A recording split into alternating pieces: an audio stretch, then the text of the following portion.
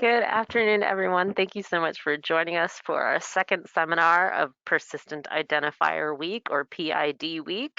I am Katie Poser. I am going to be the host on the background of this webinar today, and I have my colleague Jennifer Fagan-Fry, who's the NOAA Institutional Repository Manager, who will be giving this talk. So what is an ORCID? It is a persistent identifier, and it's for researchers. So I regularly liken it to a DOI, but for you, for a person, for the researcher themselves. ORCID as an entity is a nonprofit organization. It was created and sustained by the larger research community just to support open science. It's widely used across publishers, funders, whether they're governmental or non-governmental funders, and it has a lot of interoperability with a number of different systems, which we will get into in just a little bit. Some sort of logistics about ORCID. It is a number. So you do have your number. They're all going to start with 4 zeros and then a bunch of other stuff after it. It's about 16 digits. And it's often expressed as a URL. So to kind of go back to our DOI talk, if you came to that, we talked about expressing a DOI as either the number or the URL. ORCIDs are very similar. You can express it as either the number or the URL. Preferably, you would put things in as the URL so that people can link directly to your ORCID profile. So with that, what's in your ORCID profile? First and foremost, you can see here on the left-hand side, or excuse me, the right-hand side, there's a screenshot of my ORCID, which is small, but it's there and there's stuff in there. The top portion is your name, any aliases. So I have not published anything under my maiden name, but if I had, it would just say Jennifer Fagan. You also have your affiliation, so your current or previous employers, education information, work products. When we talk about work products, ORCID can accommodate a wide variety of work products. So publications, data sets, software, those are sort of the main ones, but you can put poster presentations, conference presentations, workshops, fact sheets. You can put a wide variety of items in there. You can also include grant and funding information. So you can include any grants that you've received from other institutions, from NOAA, and then you can also include peer review activities. I caveat on that, peer review activities can only be added by trusted organizations, which we can talk about if folks have questions about, but it gets a little in the weeds. Specifically, peer-reviewed activities can only be added by publishers, and in order for them to do that, you would have to grant them permission as a trusted organization. So peer review activities are not things that you can directly add, but you can coordinate with whatever publishers you've been working with or doing editorial services for, peer review services for, to have that added to your ORCID on your behalf. So why are we talking about ORCID? Why does this matter?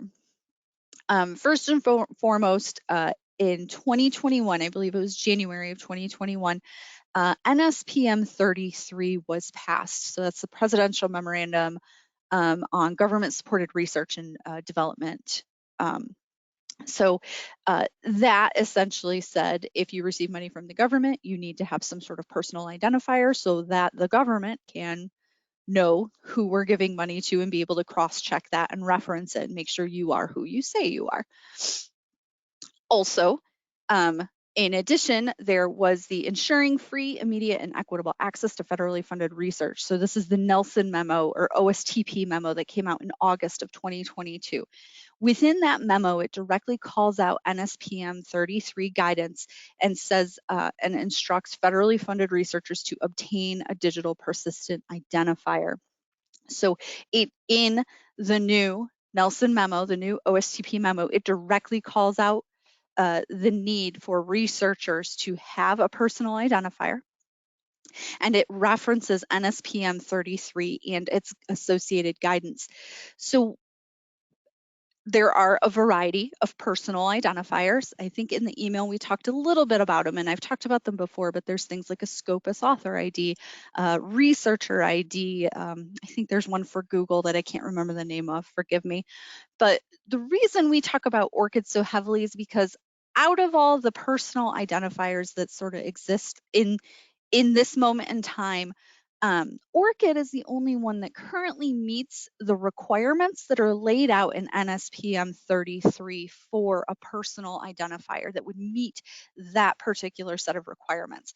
Does that mean that in the future something else may come along and that would meet those requirements? Absolutely. And at that point in time, we can evaluate that, and hopefully whatever that identifier is would work with ORCID so that we could transfer that information back and forth. But for the time being, ORCID is the only one that currently meets those requirements, which is why we focus so heavily on it. So not just because we have to, right? I say this a lot. We don't do things just because we have to, but there are a lot of benefits to having an ORCID. Specifically, you can disambiguate. So again, personally, I have a maiden name and then my married name. It's a little bit easier than some. It's hyphenated, but Katie, my colleague Katie was Katie Rowley, and she recently got married. Congratulations, Katie. And now she's Katie Poser. So on her ORCID, she needs to reflect both of those names because she will have publications under both of those names. So you can use that to control your name, but also disambiguate. There are multiple Jennifer Fagans, and there's actually 2 other Jennifer Fagan-Frys, believe it or not. So we can use the ORCID number to differentiate myself between those other 2 folks. Additionally, ORCID can help reduce administrative tasks and burdens. It's going to save you and your office folks time. You can use your ORCID to sign into a number of systems, and this number continues to grow as more and more people begin to adopt ORCID. And it can help you auto-populate information. You can create and permit trusted organizations to add information to your ORCID profile. So we've talked about this a little bit before. We do have a whole webinar about how you can grant NOAA, the NOAA Library, permission as a trusted organization to update your affiliation in ORCID. So you don't have to do that. We can do that for you. Saves you the time. We could also add publications to your ORCID profile on your behalf, things like that. So it can save you time by granting folks permissions and using it to log in places. And it can also help increase visibility and discovery of your publications and your other work products. It links all of these things together so that if someone sees, oh, John Smith has a publication here, I'd like to go to their ORCID and see where the data sets are. And then that means they can go through all your previous work products or newer work products and discover. So a lot of people always think like, really, is that really the case? And I think I think we all get the joke here, right? I do think people underestimate the power that ORCID has and the ability for it to make a lot of our processes a lot simpler and easier and take a lot of burden off of researchers so that you guys can have time back to do what you need to do and what you want to do, which is the science and the research. So ORCID, one of the beautiful things about ORCID is they sort of have this concept of enter once and reuse often. So when you enter all your information into your ORCID, that information is going to travel with you from system to system. We have what we call integrations between systems. It's through APIs. And we in the library are working on integrating and implementing a number of these APIs so that we can have multiple systems talk between each other and transfer this information. So if you authenticate into a system with your ORCID, what's going to happen is it will collect your ORCID ID and your information and say, yes, this is Jen Fagan-Fry. And then it can display that information on the website. So say I'm submitting a publication to a publisher. I'm going to go into that system and authenticate with my ORCID, and they're like, hey, we know her. We can display her information and link her ORCID, and then they can connect that to not only that publication, but back to my ORCID profile where all my other publications are. And then they can take the new publication on their website and synchronize that with my ORCID and push it to my ORCID profile for me. So now I don't have to go into ORCID and add my new publication. Wiley or Elsevier or whoever I publish with can do it for me, as long as I grant them those permissions. Same thing goes for funders. If you grant the funder or the agency like NOAA the permission, we could update your funding information. If you publish a tech memo, we could push that tech memo to your ORCID profile on your behalf with those permissions. So here's just a bit of an example of that, right? I have here the publisher has the ORCID information. You can see it has a little ORCID icon. So if we were to click on that, it would take you to this person's ORCID profile. And you can see in the repository, we also have that information. So when this author submitted their publication to, this is MDPI is the publisher here. MDPI, they authenticated with their ORCID and took that information and transferred it into this publication. When this publication was submitted to us, we were able to take that same information and have it transmitted to us and include it in our repository, both of which now link back to this author's ORCID profile, where we can see all their other works. They have 19 things, not just this first one, but this is the most recent one. So you can sort of see the circle. So within NOAA, this is sort of how we plan and are starting to implement using ORCIDs throughout the agency. So right now we are working on methods for folks to authenticate into RPTS and the NOAA IR submissions to authenticate with your ORCID, which means we would incorporate that in the metadata. And so if you're in, let's just say RPTS, and you have your ORCID information in there, you don't have to do all of that and send all of that to us when you submit to the IR. It's just going to travel with that. Like all your info just comes with it. So it saves you time in terms of your submission. In terms of display, we've already started on this, and you can see that now in the repository. Just had that example. There's a ton of examples in there, and we continue to add more. We can display an ORCID icon and link out to your ORCID profile from the repository. Publishers are starting to do this. More and more are starting to do it. And then long term, we are working with folks across NOAA to try to get these things displayed on dataset landing pages so that we can link the datasets and the publications back to the folks' ORCID. And then long term, and this is a pretty long term development, but it is on our radar and something we are working towards, we would be able to not only just display your ORCID, but push publications on your behalf to your ORCID. Like I mentioned earlier, if you publish a tech memo and it's in the repository, instead of you having to go in and add that, we can just push it to your ORCID profile on your behalf. Again, that goes back to permissions. And we can talk about that if folks have specific questions, but I have covered that in a few other webinars. But we can talk about that if folks have questions about how permissions work. So how do we do this? How can we learn to do this and make all this linking happen? The first step is you have to register for an ORCID.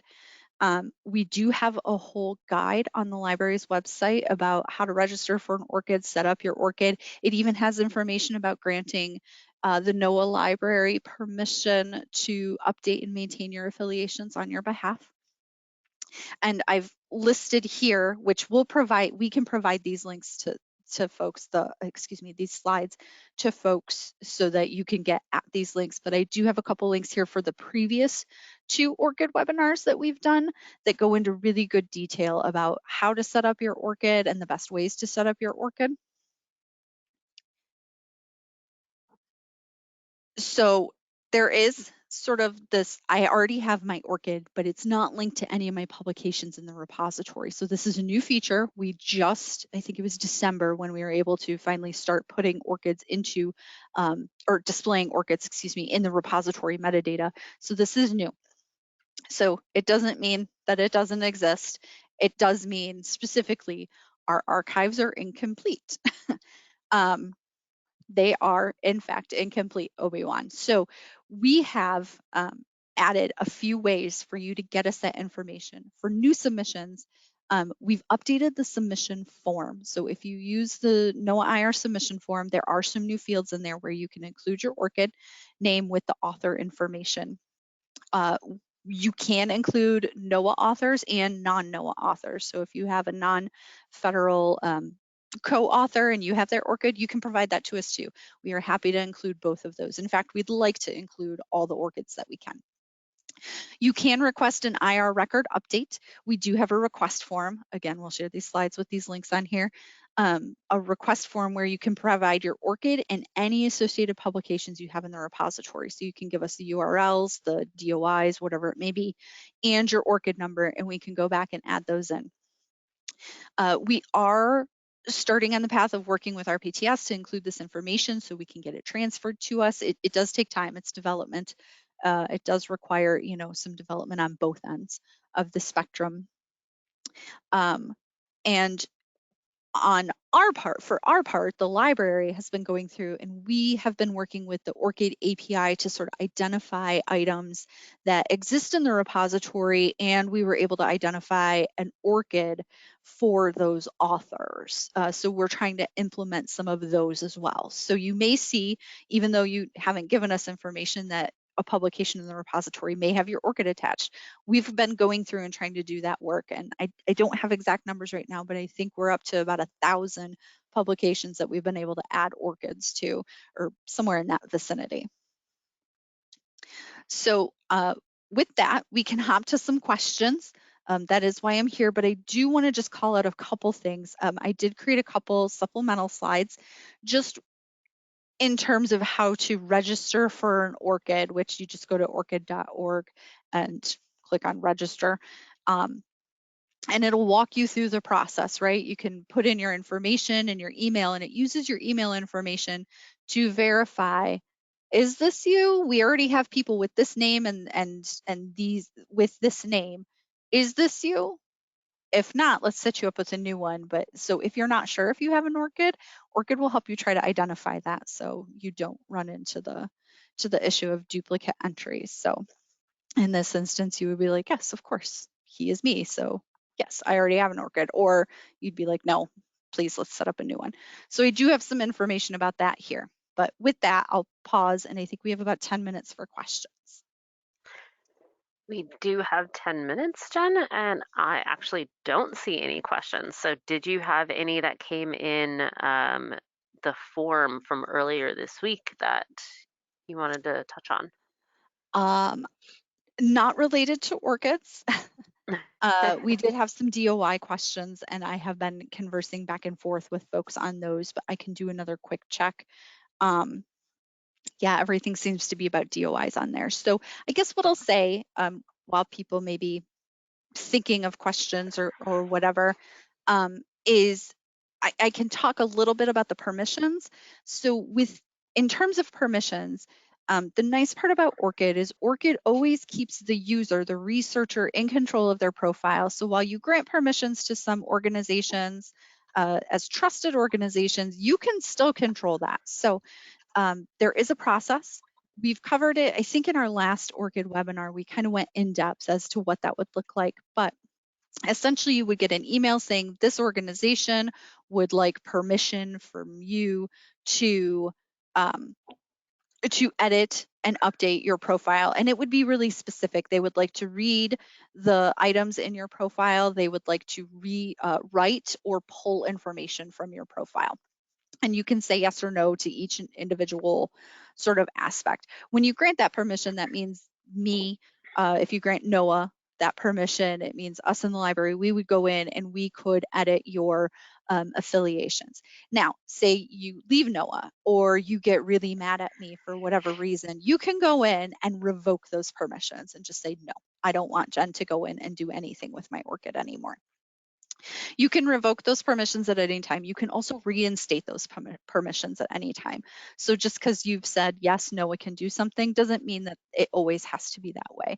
And if you say no at some point, we could always request permissions again, and you could grant them at that time. Okay, Jen, we do have questions. Okay.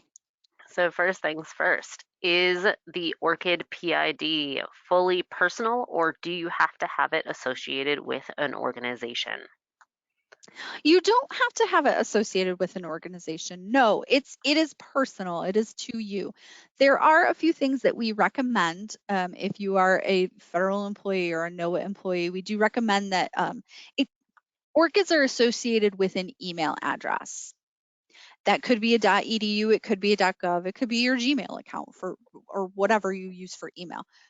When it comes to federal employees, we do recommend, we don't require, obviously, but we do recommend that you use your NOAA.gov email, especially while you are with NOAA. That gives us on our end an easy way to identify your publications, your profile, that sort of stuff. We can go through and easily request permissions that way, but you don't have to. So you don't have to put in any of your affiliations. Again, the other beautiful thing about ORCID is it's really flexible. You don't have to put any affiliations in there. You could just put whatever you want in there. It is not tied to an organization. It is tied to you, and you control the information that's in it.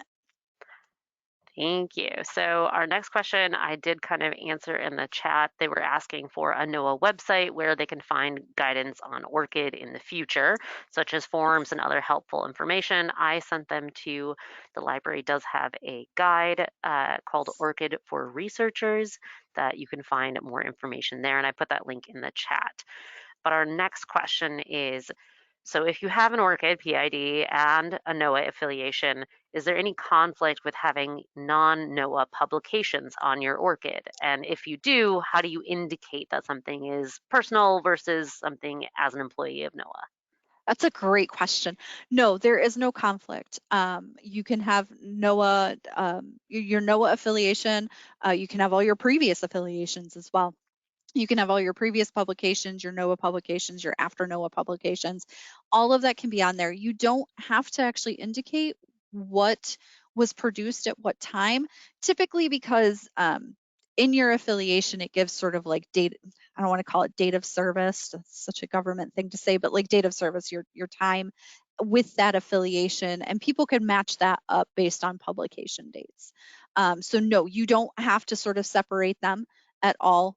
Your ORCID is intended to have your full research history in there, whether you were with NOAA for the whole time or with NOAA for a short period of time. Awesome. So our next question, it's great that NOAA Library offers the service to help us maintain the profile. What is the process for requesting that the library edit and update things like affiliations and new publications? Great question. So we have that request form, which we can send the link out. And again, we'll make these slides available for everyone in NOAA, so you can share these with folks as well. And it is linked on there. In there, what will happen is we will ask for your email address, your existing ORCID information, any publications that you know that we have, so we can link them together. And in order for us to manage the affiliation, you will then get an email from, it'll come from ORCID, it'll say sort of on behalf of us. So it'll have us and ORCID tied to that email. And then that's how you would get the permissions request from us.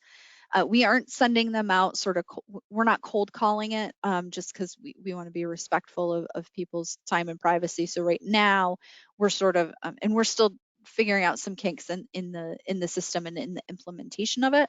So we ask that people use that form. Uh, But and again, Jen, where is that form? I'm having a little trouble myself finding it. yeah, the form itself is in a couple places and it's a little buried, but let me link it here. It's actually on that ORCID for Researchers guide, and there is a tab on there called Organizational Identifiers. And under there, there's a little box on the side that says NOAA Office and Program RORs. So RORs are a different thing. We talked a little bit in the emails about RORs yesterday, but here is I think this should be, Katie, I think it just went to the panelists. I'm No, sorry. I'm Um, grabbing it. I'll give it to okay. everybody. Just want to Um, make sure, even though it says it's for roars, this is also for ORCID IDs for correct. personal. Okay. Correct. On that form, you can request multiple things. ORCIDs is the primary thing on there, and RORs is the secondary thing on there. We're actually updating this guide right now, so we will put that request form in multiple places on here, but that's where it is right now. And again, we do have it linked in this website, and we're working to get it added to the NOAA IR submission information page as well, but that takes a little bit of time to get it added there. Great. Okay, a few more questions to round it out. This one looks like it might be a little data related. We have a question about automatically making this a verb, orchiding data accessions published by NCEI. Would that be possible? It would be, in theory, yes. It would be a matter of NCEI setting up an integration through the APIs, and then doing the same thing that the library does, request permissions for us to be able to um, read and write to someone's ORCID profile. When I say Hmm. read and write, by read, I mean we can go into ORCID and sort of scrape all the information in your profile. And when I say write, it means we would be able to push things to your profile. So it could be a data set, it could be a publication or a conference proceeding or whatever it may be. An example of how this would work is when you're in ORCID, and this is related to the data question and NOAA as well. Um, when you are in ORCID and you're trying to populate your publications, your works as a whole, there is an option to, I forget exactly how they phrase it off the top of my head, but you can essentially permit off the bat other entities to auto-populate. And DataCite, which is who NOAA uses to mint our DOIs for publications and data, is one of those options. So there is a direct integration between DataCite and ORCID so that DataCite could identify your data sets or publications, all done minted through DataCite, and push those to your profile. So there is a way we could do it. It is something we've talked about briefly, but again, it's sort of a long-term development that we're working on. Okay, Jen, last question, and it's a good one. From NOAA's perspective, is this something that those that are officially researchers, um, or should staff in management or policy also have ORCIDs? Should staff writing a NOAA document, like a biological opinion, um, but written by a particular staff, use their ORCIDs for that document? I would say yes. I mean, there is no official policy at this point in time. Does that mean that NOAA will have a policy down the road? Hopefully. I think a lot of this is tied to the OSTP memo, the new PAR revisions. This will all have to be part of that. So I do think long term we are going to have a policy on it. My recommendation, just in the interest of open science and being transparent with our research, is yes. I am not a researcher. I am not a scientist. I've said it multiple times. I have a degree in literature. However, we are support staff. We are sort of we still put things out. We have an annual report that we put out, and we have reports that we put out about the repository, about PAR compliance. I have an ORCID. That's what's in my ORCID. Those are my publications. They are NOAA publications, but we put our ORCIDs on those. We list those. So we in the library recommend everyone should have an ORCID, and everyone should put all their publications on it and all their work products. Um, my ORCID profile is a bad example because I only have like 3 publications on there, and I have a few more than that. I have a ton of poster presentations, conference presentations, and things like that, conference papers as well that I don't have on there. I should have them all on there.